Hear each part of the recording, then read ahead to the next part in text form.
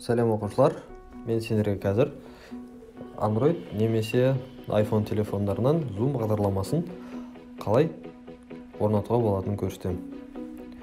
Ең бірінші App Store немесе Play Market'ке кіріп, ағылшынша Zoom деп жазамыз. Zoom деп жазғанда ең бірінші шығып тұрған Zoom Cloud Meeting деген бағдарламаны жүктейміз.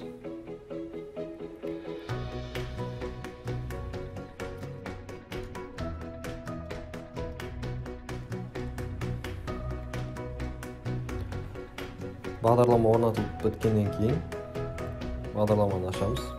Енді бұл жерде бізде көріп тұрғандарыңыздай 3 кнопка пайда болады. Бірінші войти конференцию, регистрация және войти систему.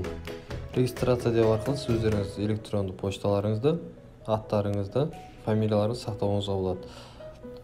Бірақ та бізге керек қазіргі таңда войти в конференцию. Енді бізге войти в конференцию батырмасын басамыз. Идентификатор конференция деген жерге әр ұстаздың өзі беретін идентификатор номері болады. Әр ұстазға жеке-жеке. Мысалға, информатика пәнінің идентификаторын аламыз.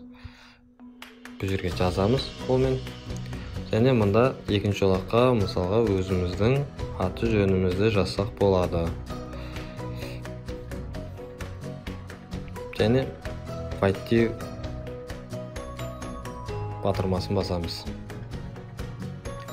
Әрбір кейбір жағдайларда бізден құпия сөз сұрайды. Бұл құпия сөз ұстаздарыңыздың өзі идентификатор номермен бірге берілуі тиіс.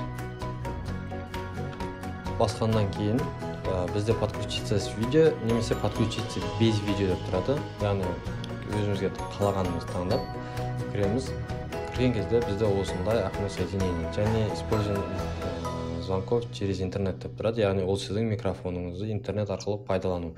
Деп батырмасын басқаннан кейін сол жақ листа жаңа көргендеріңізде бұл включить микрофон. Астыңғы жолақта видеоны, звукты қосуға болады.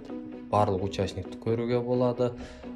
Чатты көруге болады. Чатта барлық адамдарға жазуға болады, немесе чатта тек қана бір адамды таңдап, сол адамға ғана жаңа ұстаздарыңызға ғана таңдап, соған ғана ответін жіберуге болады.